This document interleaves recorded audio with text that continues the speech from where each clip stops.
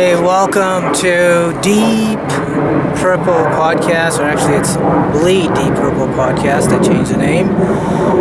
But after our two big wins last couple of weeks, I am on top of the world.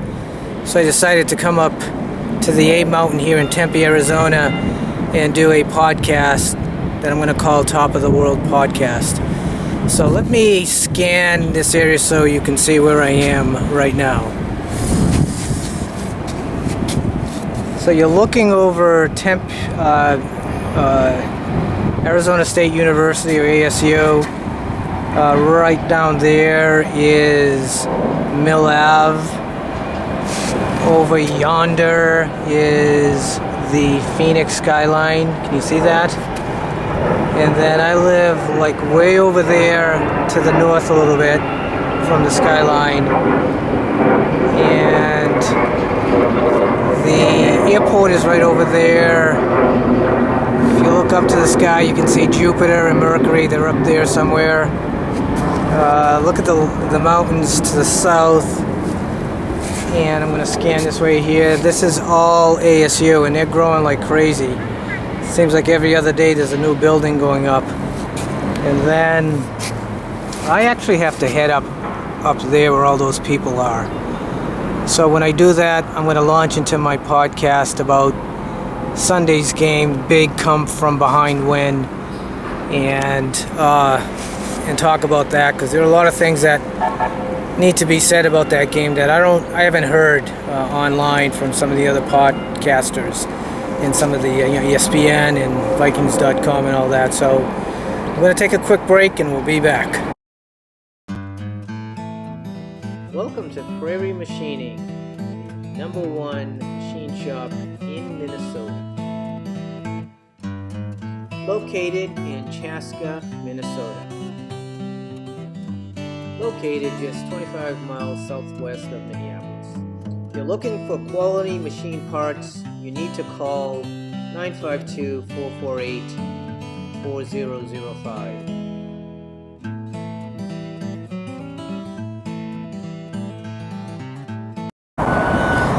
Well, I'm not quite at the top yet. Welcome back. But I am up, I would say 3/4 of the way to the top, and I'll show you what that looks like in a minute or two. But let's talk about Sunday's game, and before we do, I'm going to scan this area and show you a couple of mountains that are pretty cool up here in the valley. So there's up top where I'm going to end up eventually. But I'm going to scan over to the right here. Do you see that mountain sort of straight ahead that kind of looks like a camel? There's like 3 humps. That's called Camelback Mountain, which makes sense. And I don't know what the name of those mountains are to the right of that, but they do have a name, and I'll get you that name next time I'm here.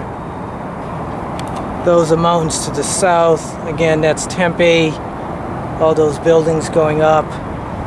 This essentially is a mountain. And it's a quick little hike, but I can tell you, just when you think you're in shape, try climbing a little mountain and come talk to me. It's a different kind of a workout, so it can get to you. Not that I'm dying, but I'm certainly feeling it for sure. But let's talk about Sunday's game, because I think the turning point of that game was when Andrew Sendejo intercepted that pass in the end zone, because if he doesn't do that and they score even a field goal, I mean, it's really uphill for us going forward. And so when Sendejo made that pick, I felt like that was a huge turning point in the game. And then in the second half, every time we touched the ball, we scored. So that's huge. That says a lot about this team, and I think that's what we're going to get in the future. You know, in the past, we'd always get into these situations and, lose it or blow a lead or never finish the game the right way. And the last couple of weeks, we're able to last minute get the win, and I think that's going to be the norm moving forward. I got to give a golf clap to Sandejo for making it happen at the end of the second quarter. Kirk Cousins looked really, really good. Diggs came through for us. I thought Tyler Conklin, if I'm saying his name right, he stepped up big time for us. Even Kirk made a point of that when they had him mic'd up. He went over to Tyler and he said, "Look, you're doing great. That over and under, you're beating them big time." And so, that was good to see. I like it when players who are just like under the radar, game in and game out, they're playing as hard as they can, and then they get rewarded with timely catches that kept the drive going. That first catch by Tyler, it was like 3rd and 13 or 14 or something like that, because before that play, Kirk got sacked. I don't know if you remember that, but that was huge. So a little shout out to Tyler. Big game coming up in a couple of Mondays.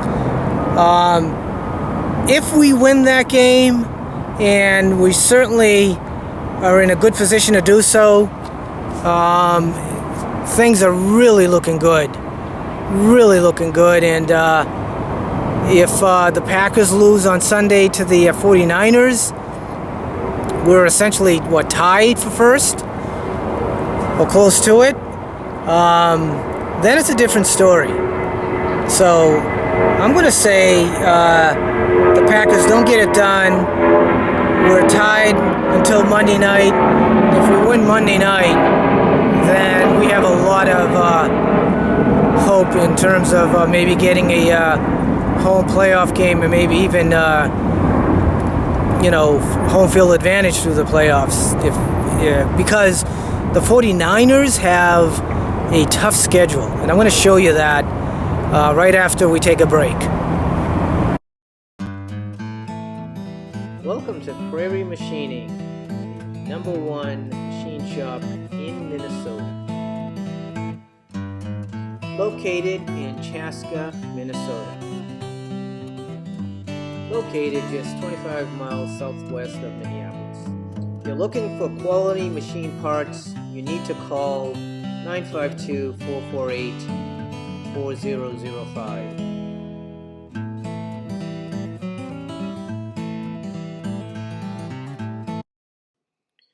Yeah, and welcome back. I wanted to go over the schedule moving forward. This is week 12, I believe, and we have a bye, as you can see, as you know. But look at what the 49ers have. They have the Packers at home, but Packers are a good team. Someone's going to lose, so who would you want to lose on that one? I would say the Packers would be the one I'd want to lose. Saints, they're playing the Panthers. Panthers aren't as strong as they used to be, so that could be a win. Cowboys are playing the Patriots. I'd like to see them lose, so we can somehow get a home game. But it's going to depend on if the Cowboys win the division. We still have to go and play them if we're 6th seed or whatever. So week 13, we're back in action. We have Seattle in Seattle.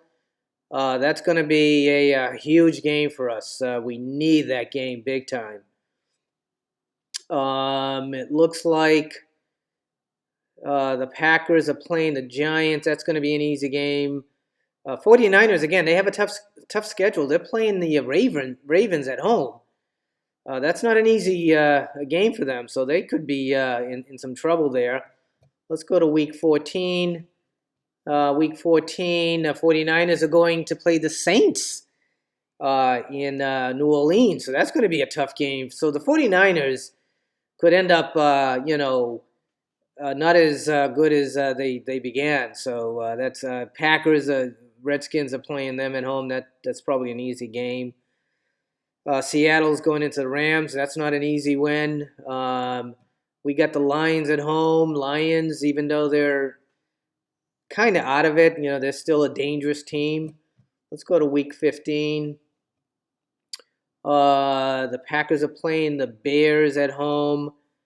We go to LA to play the Chargers. I'm going to be at that game. 49ers are playing the Falcons at home. That's probably a win. Falcons aren't having a great year. Seattle's going to play the Panthers. That could be a tough game. Colts are going into the Saints. That could be a tough game for the Saints. Let's go to week 16. That's going to be the big one for us. We play the Packers at home. Probably going to be at that game. That's going to be huge, just huge. Cowboys are playing the Eagles. Seahawks, they got the Cardinals at home. That's probably an easy win. Let's see who else. 49ers, the Rams are coming to play the 49ers. That's not an easy win for the 49ers. Again, the 49ers they have a tough schedule. Saints are going into Nashville to play the Titans. That's probably a win. And then last week, we're playing the Bears coming in to play us. Hopefully that's a win. But, 49ers, again, they're going into Seattle to play them at the last game of the season. So that's not going to be an easy game for them. Someone's got to lose, and maybe either one of them, if they lose, it means something for us. So let's hope. Saints are going to play the Panthers. That's probably an easy win. Panthers aren't playing all that great. So, again, the 49ers have a tough schedule the last quarter of the season. So let's hope for a 49ers win against the Packers on Sunday, and then 49ers lose out and we somehow get home field advantage. And I'm going to finish this podcast. While I was on the mountain this afternoon doing a podcast, I ran into some Viking fans. So let's finish this podcast with my Viking fans that I met. Really getting used to being let down at the end of games. And I was really rooting for them, but I was not getting my hopes up, and then they pulled it off. It was pretty nice, glorious moment. Have them do something good. Like, hell yeah, they can do it. Yes. From real Viking fans up here on the mountain. SKOL chant. SKOL. SKOL. SKOL. SKOL.